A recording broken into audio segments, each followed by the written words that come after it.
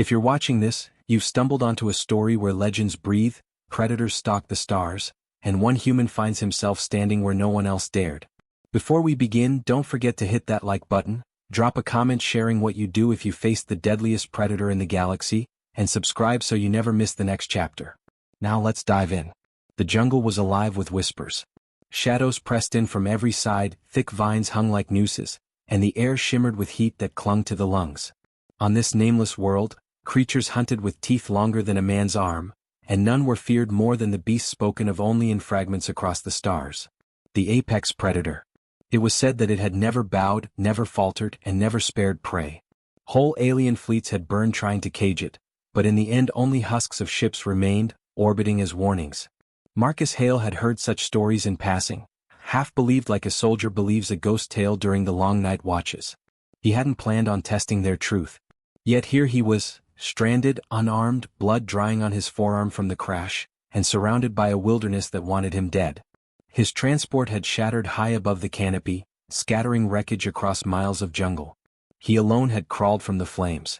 He crouched by the dim glow of a makeshift fire, the flame coaxed out of damp wood and the remains of a ration pack's fuel cell. The fire popped, a weak protest against the dark pressing in around him.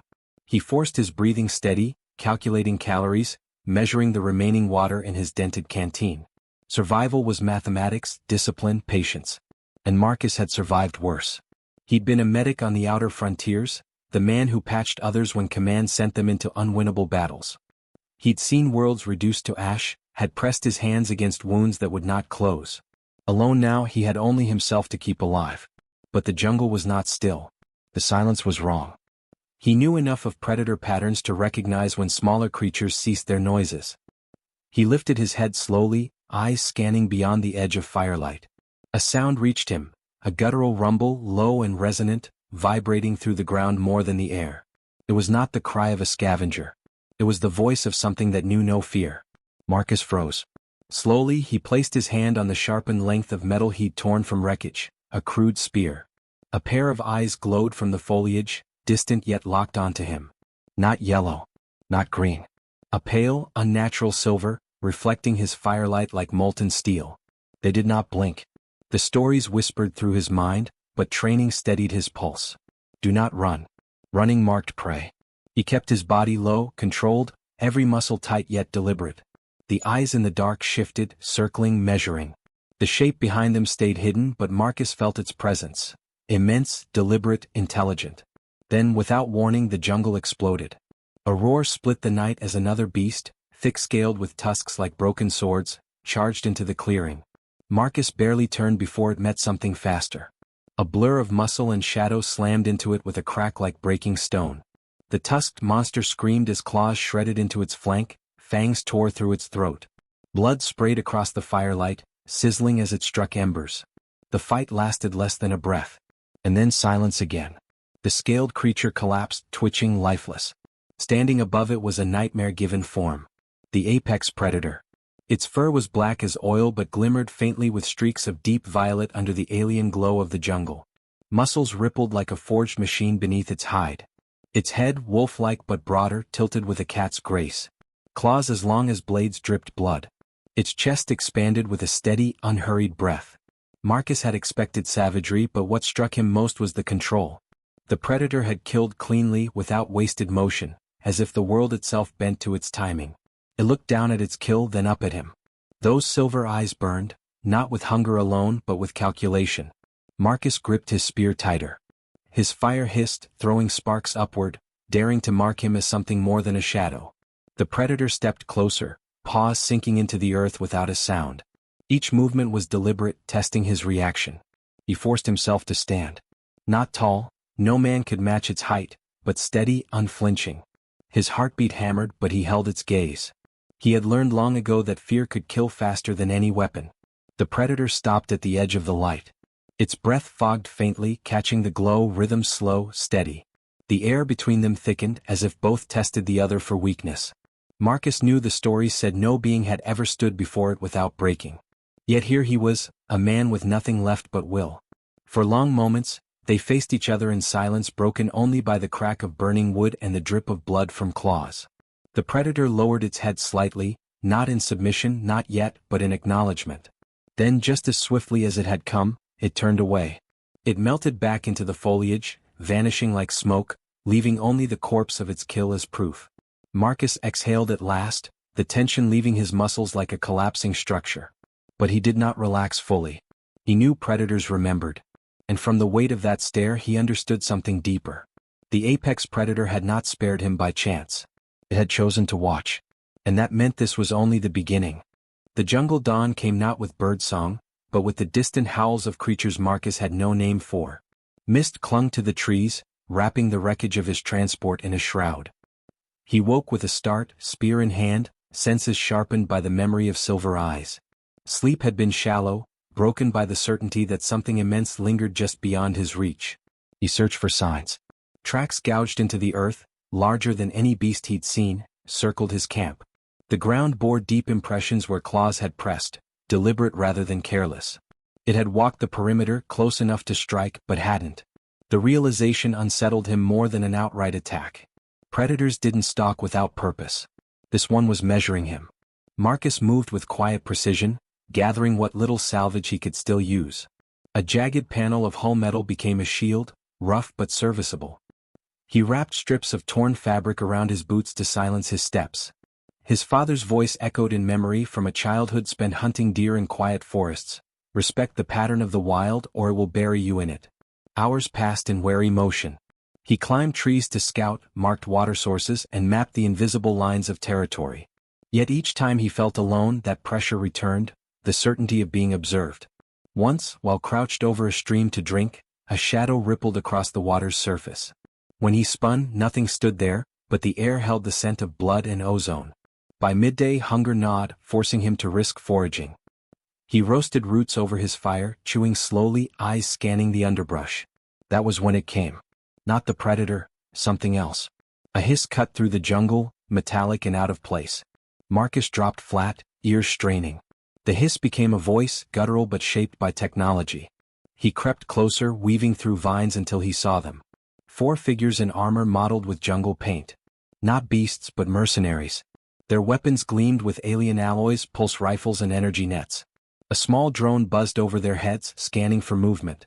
They spoke in a tongue Marcus barely knew, but the words were enough. The apex. We corner it here. Alive if possible. Kill anything else. His stomach tightened. They weren't after him. They were after it. He withdrew carefully, every step measured. But before he could return to camp, a ripple of air swept past him. Fast, silent, vast. The predator was already there. It moved through the underbrush like smoke, circling the mercenaries with a grace that no machine could mimic. Marcus crouched low, torn between retreat and observation. The mercenaries spread out, nets humming, rifles ready. They thought themselves hunters. Marcus saw their error before they did. The jungle erupted. The predator burst from the canopy above, a black comet slamming into the first mercenary with bone-splintering force. Claws pierced armor as if it were paper. Blood sprayed across the leaves. Before the second could fire, the beast twisted, tail whipping with a crack that shattered ribs. Panic set in. Energy nets fired, sizzling through the air. One tangled across the predator's flank, sparking violently. For a heartbeat it staggered. Then the muscles beneath its hide bulged, flexing with terrifying power, and the net tore apart like frayed rope.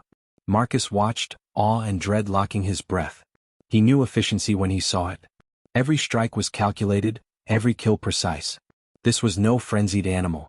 This was a soldier born of instinct. But then the moment turned. The last mercenary, desperate, swung his rifle not at the predator but toward Marcus. Perhaps he had seen the movement in the foliage, perhaps it was blind luck. Either way, the muzzle tracked him and the trigger twitched. The predator moved. Faster than Marcus thought possible, it pivoted, silver eyes flashing, and placed itself between Marcus and the rifle's muzzle. The energy bolt struck its shoulder, burning fur and flesh. The roar that followed shook leaves from branches. It killed the mercenary with a single strike, jaws crushing helmet and skull alike. The jungle stilled, littered with broken armor and silence. For the first time Marcus saw it wounded. Steam rose from the charred mark on its shoulder, the flesh angry and blackened. It turned toward him, eyes narrowing. He lifted his hands slowly, spear lowered. No sudden movements. The predator stood there, bleeding yet unbroken. It could have ended him with ease, but it hadn't. Instead, it lingered, gaze fixed on him as if weighing something larger than survival. Marcus's mind raced. This was the second time it had spared him, and now it had shielded him outright. A realization settled in, sharp as the heat of the fire on his skin. He was no longer simply prey. For reasons beyond instinct, the deadliest predator in the galaxy had decided he was worth protecting. The jungle breeze stirred, carrying the scent of blood and smoke. Marcus met its eyes, unflinching, and felt the ground shift beneath the rules of the hunt. This was no accident. Something had changed. And nothing in the galaxy would remain the same. Smoke curled from the scorched wound in the predator's shoulder, rising in thin threads that stung Marcus's nose. He kept still, not daring to approach, though instinct screamed at him to act. He had been a medic long enough to know the smell of seared flesh, and the tremor in the beast's breath told him pain gnawed at its strength. Yet it did not falter. It stood over the corpses of the mercenaries, chest heaving, eyes fixed on him with an intensity that felt less like threat and more like demand. Marcus lowered his spear, showing his empty hands. The gesture was simple, but it shifted something in the air between them. The predator tilted its head, nostrils flaring, then turned sharply and vanished into the foliage.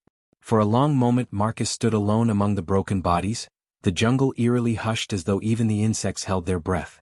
Training overtook hesitation. He moved quickly, stripping the mercenaries of what gear survived. One rifle was mangled, but another still hummed with power. Their packs carried ration gel, water capsules, and a medical kit, alien make but close enough to interpret.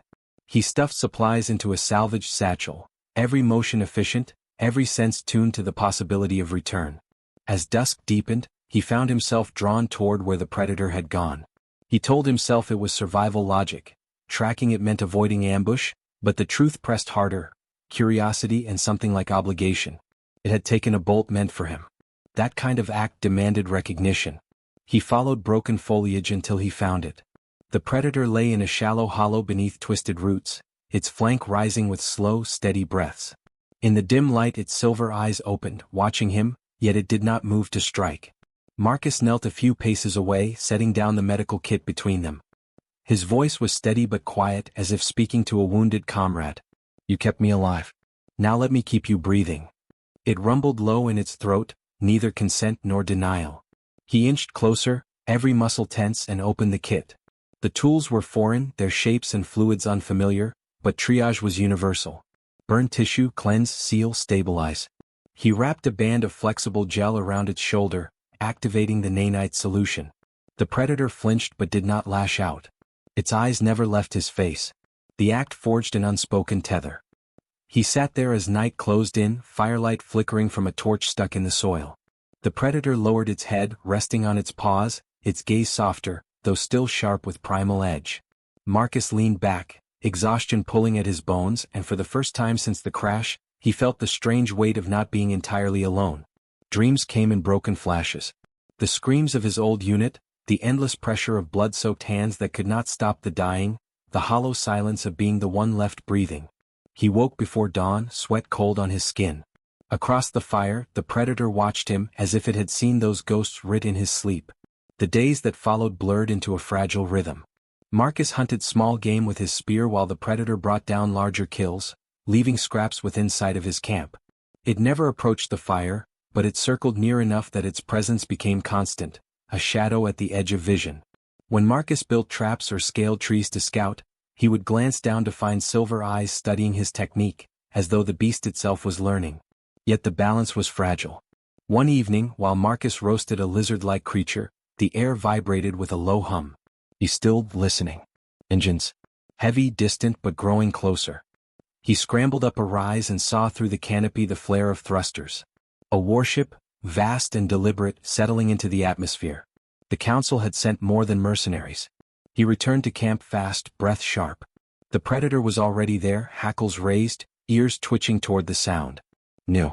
Together they watched as dropships fanned across the horizon, streaking toward the jungle with trails of fire. "They're not here for me," Marcus muttered, more to himself than to the beast. "They're here for you." The predator's gaze cut back to him, and in that instant Marcus felt the truth settle heavy. If the council wanted it gone badly enough to deploy an army, then aligning himself with it meant painting a target across his own back. Yet the decision felt strangely simple. The mercenary's rifle flashing toward him replayed in his mind, the way the predator had intercepted the bolt. Survival wasn't about running anymore. It was about choosing a side. That night he did something reckless. He dragged the remains of the mercenary packs into the firelight and began to piece together crude weapons. Straps, broken plating, and alien explosives became improvised traps. The predator sat near, silent, watching every move with sharp attention. Once, it even shifted closer, paw nudging a fragment toward him as though offering aid. When dawn returned, the warship's shadows stretched across the canopy. Drones swept overhead, their beams probing. Marcus stood with his makeshift arsenal, jaw set.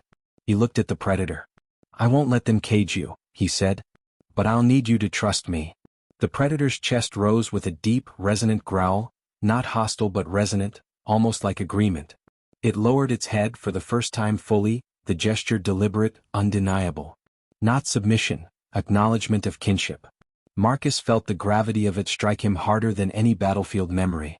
The deadliest predator in the known galaxy, the creature that had bowed to no one, had chosen to bow to him. In the distance, the forest shook as the council's soldiers advanced, their chants echoing through the trees. The storm was coming, and neither man nor beast could face it alone. Marcus tightened his grip on the alien rifle, his heart steady, and for the first time since the crash, a grim smile curved across his face. Let them come. The jungle quaked beneath the weight of descending dropships, each one a spear of fire cutting through the mist. Trees cracked as landing struts slammed into the soil, sending shockwaves through the earth. Marcus crouched in the undergrowth, breath steady, eyes fixed on the formation spreading across the canopy. He counted dozens of troop carriers, each spilling armored soldiers into the shadows. The council had not come to hunt, it had come to wage war. Beside him, the predator shifted, muscles coiled, silver eyes gleaming with cold fury. Its hackles rose, fur bristling like dark fire. Marcus laid a hand on its shoulder without thinking. The beast did not flinch. He felt the tremor of restrained violence beneath its hide, the energy of a storm waiting to break. "We can't fight them head-on," Marcus whispered, though he knew the predator understood more in tone than words. "We strike where they're weakest.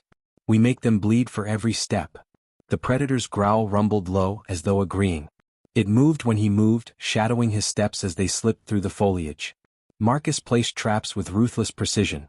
Salvage charges wired to motion sensors, snares hidden under leaves, sharpened stakes aligned with natural paths. He knew soldiers trained for war. He had once patched them together on distant fronts.